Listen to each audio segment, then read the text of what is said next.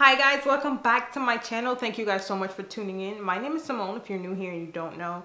And new subscribers, you're in the right place. So today I'm going to be introducing you to my son. Yes, his name is Coco. And let me tell you how Coco has been trying to steal my life completely. Look at this guy. He's so innocent, but so guilty. I'm going to put him down. So if you hear like a little shufflings and stuff like that in the background, or me periodically pausing to tell him stop doing something, it's because I have a son now. Anyways, I'm here to do a story time video, so if you want to see what kind of craziness I went through, just stick around, okay?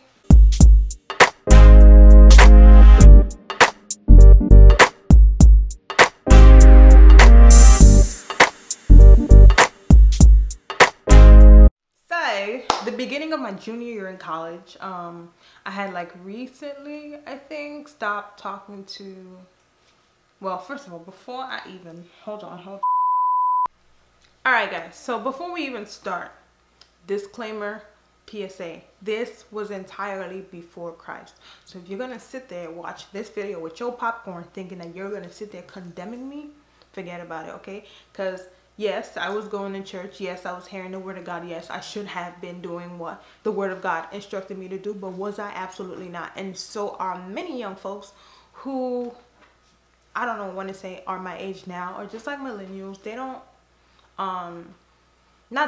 but they need a real spiritual encounter before they can give their lives completely over to Christ. And I feel like I have had mine, and now I'm sold out for him all the way. But like this situation kind of like opened up my eyes. What the heck is he barking?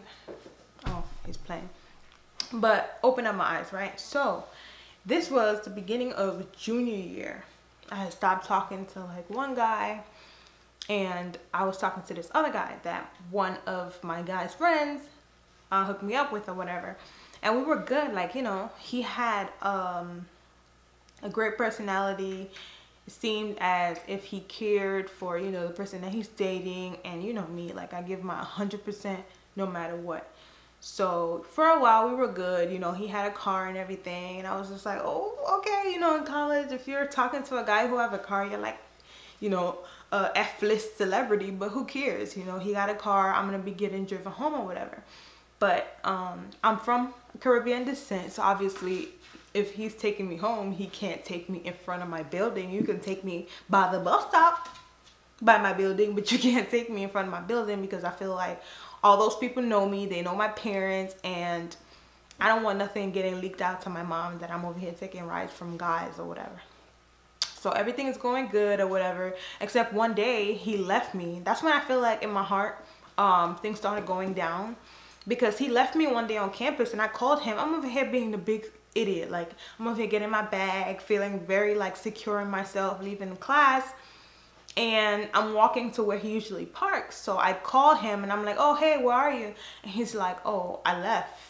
And I'm like, what do you mean you left? And he was like, oh, I left. And I was just like, why would you do that? He was like, oh, because I waited for you, but I didn't see you, so I left. And I'm like, yo, if we're supposed to be talking to each other, you call me, you wait for me, or you let me know that you're leaving. So here I am on campus like a big dummy, you know, walking back to the bus stop that I used to take prior to dating him or whatever.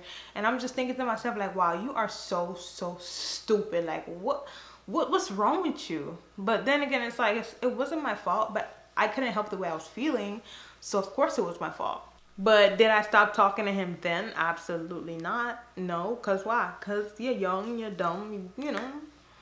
Shoot, I was about to say in love, but no, it wasn't love. It was just a situation. Because in college, I had this thing called a trial. So, like, if you're dating me or talking to me or whatever, and, you know, things are going good or whatever, I'm going to let you know, like, look, bro, your 30 days is about to be up. So, it's either you make me your girlfriend or, you know, whatever, like ask for an extended free trial as you would any subscription. And that's how I had it. So with him, it was like, all right, whatever, his free trial isn't even over yet, so let me just keep talking to him. So I kept talking to him, and one day we were going home, and I was like, oh, can we go to Wendy's? You know, because we used to go to Wendy's all the time. That's where I like to eat.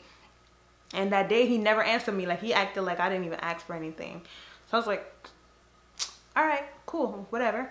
And I'm very like antsy when other people drive the car, because in my mind I already know that I'm not supposed to be there. So God forbid something happened, what the hell am I telling my parents? Like, oh, the ferry got into an accident on the street, on the highway. Like, how the hell did the ferry get on the highway?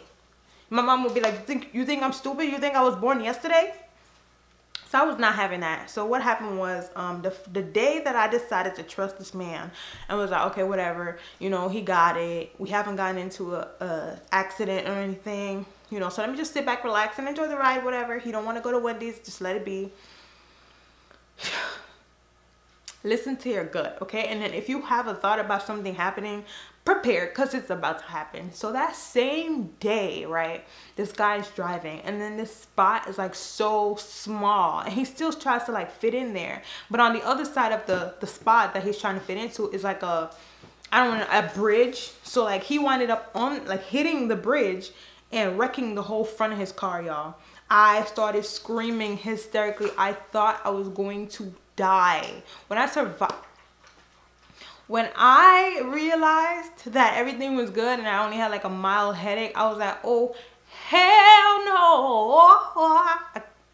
So I was like, God, if this is your way of waking me up, I am up, okay? I'm not sleeping no more.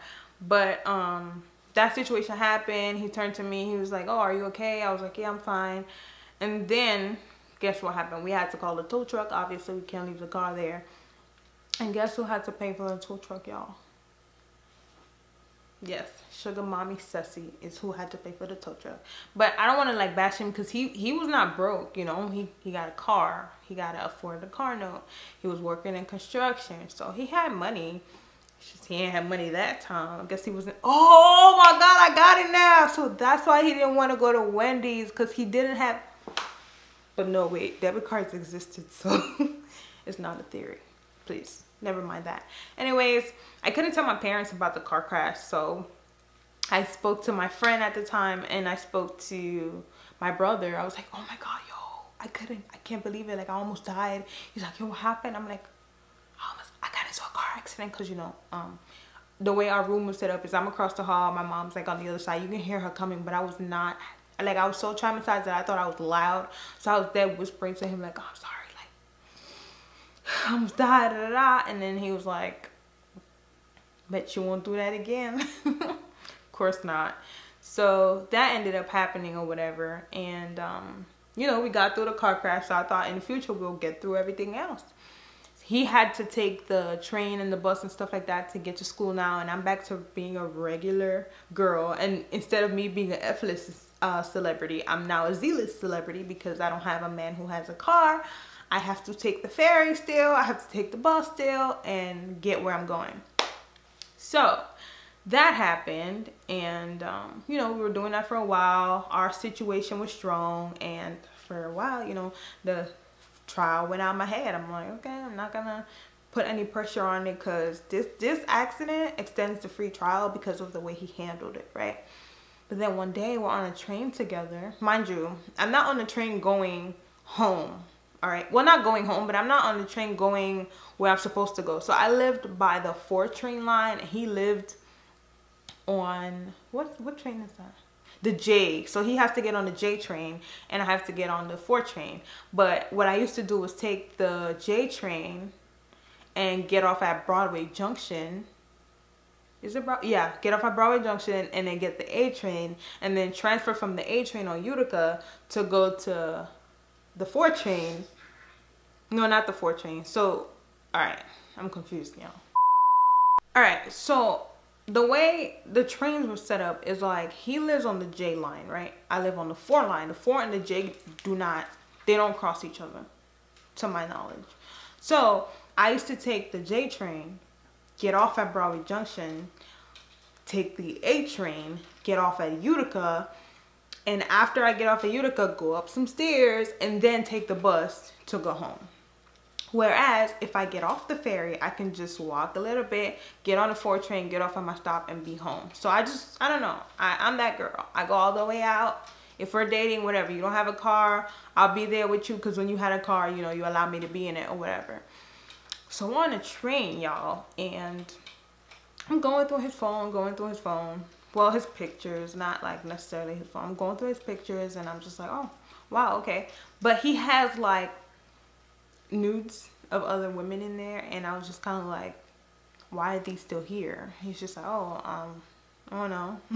You know, but they don't look as good as you. So I was like, okay. But I had I sent him a photo or whatever. It wasn't of like, you know, anything crazy. Well, kind of, but not really.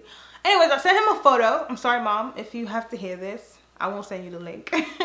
But I sent him a photo, and it was there in his phone, right? So I'm scrolling, and I'm like, yo, who's this? And he's just like, oh, that's you. And I'm like, no, that's not. He's like, yes, it is. I'm like, no, it's not. So he takes his phone and he's like pushing it in my face like that. So if somebody's pushing something in your face, they have something to hide. Like, okay, are you trying to play me out to be stupid or what? So I'm like, you know what? I'm not going to ruin the rest of the train ride. So when we get off the train, you won't have a problem sending me the picture because it's me, right? Oh, hey, can you send me the photo? Because I'm still having trouble figuring out whether it's me or not. And he's like, oh, I deleted it. So I'm like, how ironic of you to delete it right when I need it, right? So I was like, all right, cool. But y'all know I wasn't going to let that go, right?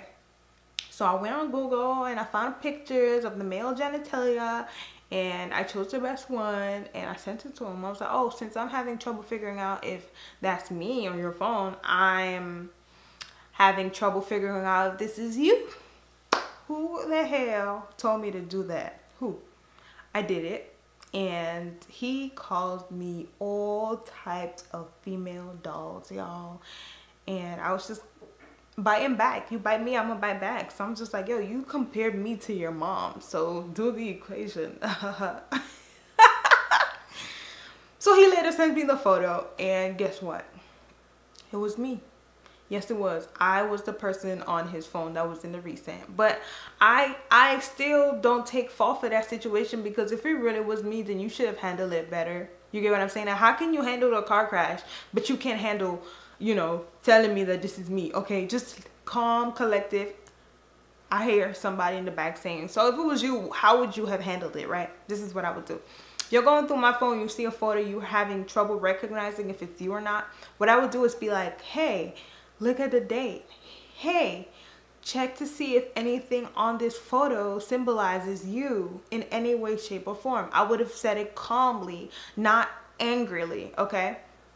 So after that, you know, obviously there is no situation, but he concluded it with, oh, you had someone who was willing to do almost anything for you and you just messed that up. And I'm just like, whatever, what will be will find its way.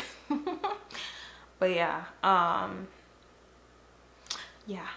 when I grew up, like a year or two after that, and I was just like, wow, I really did play myself doing that. But like I said, it's not my fault. He triggered that reaction. His action caused that reaction. So it's not my fault, you know. But I apologized afterwards, and I was just like, you know what, you know, you were right and everything. And then I further understood that the only reason why I dragged that situation all the way out is probably because I wanted to be free, you know.